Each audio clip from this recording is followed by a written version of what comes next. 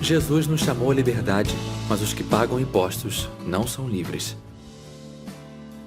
Esta é a Visão Libertária, sua fonte de informações descentralizadas e distribuídas.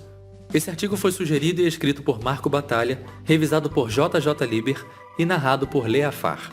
Na terceira e penúltima parte desta série, vimos que aquele que é subjugado pelas autoridades estatais, aquele que é coagido a pagar impostos, não é livre. Além daquelas passagens já vistas nesta série, há uma outra usada por estatistas para supostamente demonstrar que Jesus apoiava o pagamento de impostos, mas que na verdade demonstra o exato oposto. Essa passagem está em Mateus 17, versículo 24 e 27. Quando Jesus e seus discípulos chegaram a Cafarnaum, os coletores do imposto de 2 dracmas vieram a Pedro e perguntaram: "Vosso mestre não paga as dracmas?" E disse ele: "Sim." E entrando em casa, Jesus se antecipou perguntando: "Qual o problema, Simão? De quem os reis da terra cobram os tributos? Dos seus próprios filhos ou dos outros?" "Dos outros", respondeu Pedro.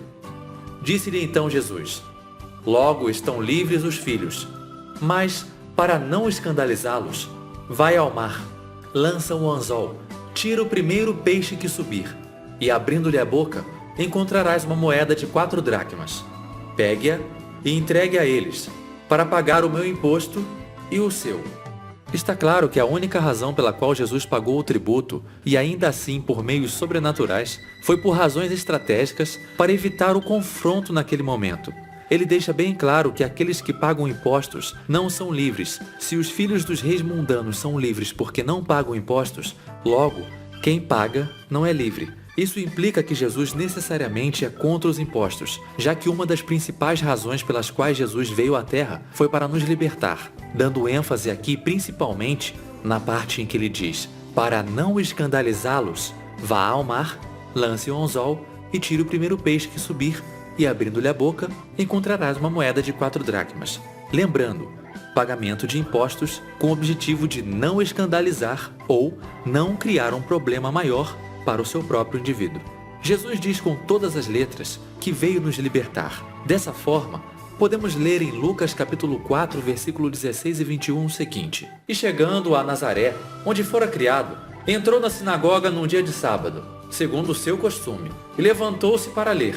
E foi-lhe dado o livro do profeta Isaías.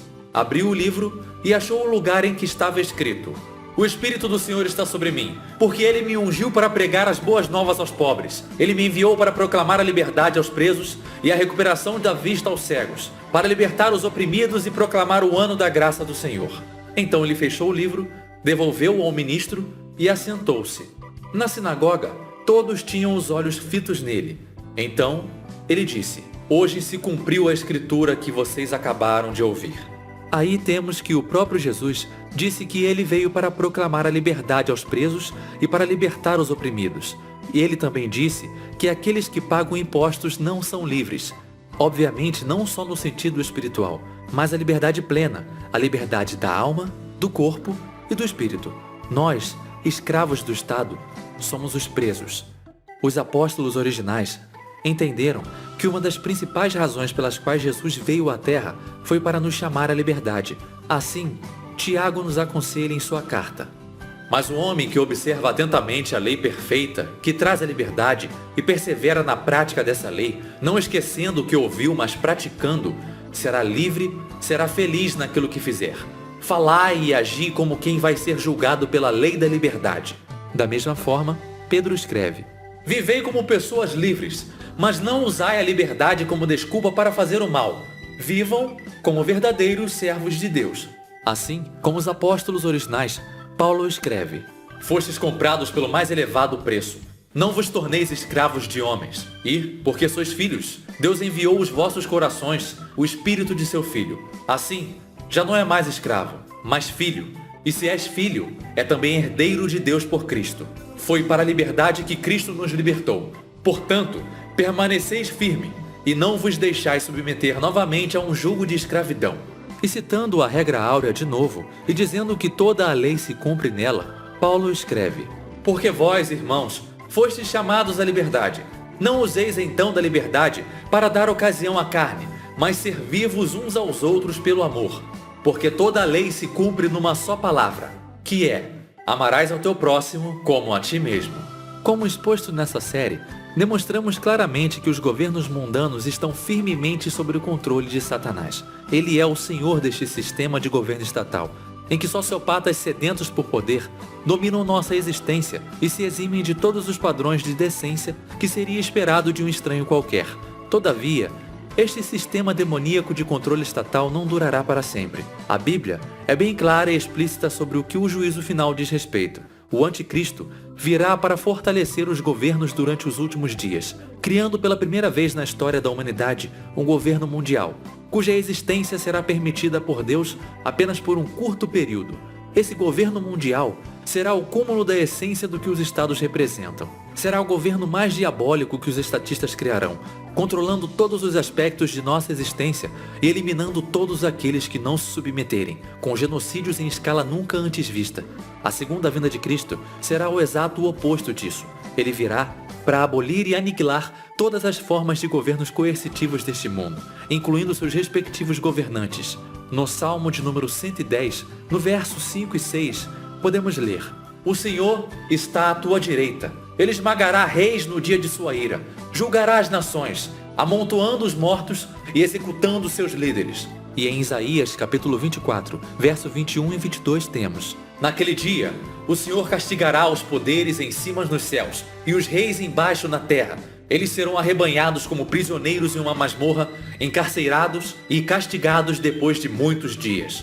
Em Ezequiel 34, versículo 9 e 10 temos: Ouçam a palavra do Senhor, ó pastores. Assim diz o soberano Senhor: Estou contra os pastores e os considerai responsáveis pelo meu rebanho. Eu lhes tirarei a função de cuidar do rebanho, para que não mais se alimentem a si mesmos. Livrarei o meu rebanho da boca deles, e ele não lhes servirá mais de comida. Obviamente, pastores é uma metáfora para governantes, assim como rebanho é uma metáfora para povo. Considerem ainda a palavra de Deus a Zacarias: Minha ira é dirigida contra os pastores, e punirei os líderes. Assim, há uma impressionante continuidade nas profecias do Velho Testamento de como o julgamento final será. Ele consistirá, ao menos em parte, da punição de todos os governantes terrenos e a abolição de todos os governos coercitivos. É possível que um cristão intelectualmente honesto ainda não aceite que Jesus abominava o Estado? Se ainda houver dúvidas, deixem que Paulo as responda de uma vez por todas. Na primeira epístola aos Coríntios, ele escreve: Todavia falamos sabedoria entre os perfeitos, não porém a sabedoria deste mundo, nem dos príncipes deste mundo, que se aniquilam, mas falamos a sabedoria de Deus, oculta em mistério, a qual Deus ordenou antes dos séculos para a nossa glória, a qual nenhum dos príncipes deste mundo conheceu, porque se a conhecessem, nunca crucificariam o Senhor da glória. E ele ainda diz: Mas cada um por sua vez, Cristo o primeiro, depois, quando ele vier, os que lhe pertencem. Então virá o fim, quando tiver entregado o reino de Deus, o Pai, depois de ter destruído todo domínio, autoridade e poder. Mais claro que isso, impossível.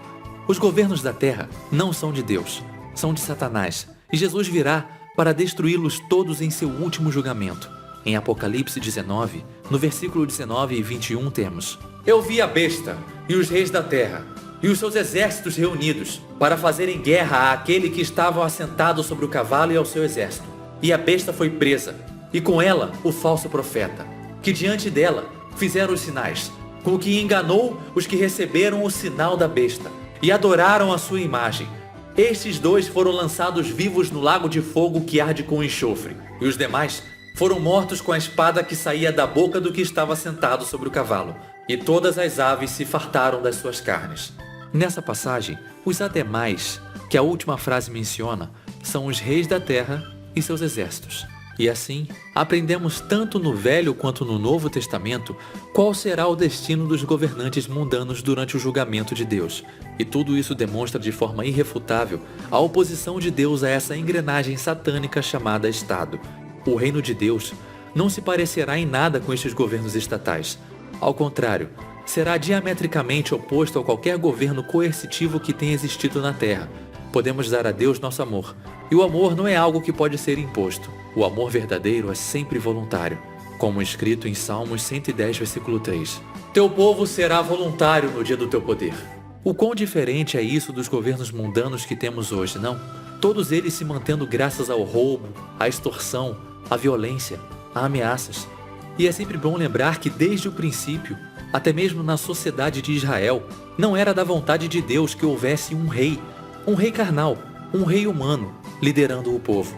Mas os antigos israelitas, no auge de sua gadosidade, pediram um rei. E mesmo com o profeta Samuel avisando que um rei não seria bom, eles ainda assim queriam ter um rei carnal e um rei humano. E é bom lembrar que esse foi o maior erro das tribos de Israel. Com o estabelecimento do reino de Deus, a humanidade ficará livre deste satânico sistema de servidão a que hoje está submetida. Se o Estado é o caminho da servidão, Cristo é o caminho da liberdade. Ele veio para nos mostrar como podemos nos libertar. Quando Cristo nos deu a regra áurea, uma outra formulação do princípio libertário da não agressão, ele nos mostrou esse caminho. Neste aumento particularmente difícil em que as potestades do mal destroem todas as nossas liberdades, devemos mais do que nunca nos lembrar do exemplo que Cristo nos deu. Assim, não nos esqueçamos do que ele disse em João 16:33. Tenho-vos dito, para que em mim tenhais paz. Neste mundo tereis aflições, mas tende bom ânimo. Eu venci o mundo. Obrigado por sua audiência. Se você gostou deste vídeo, clique no ícone de curtir abaixo e compartilhe o vídeo em sua rede social. Se você deseja ser notificado de outros vídeos, clique em se inscrever e depois no ícone de campainha. Que Deus abençoe a todos. Até a próxima.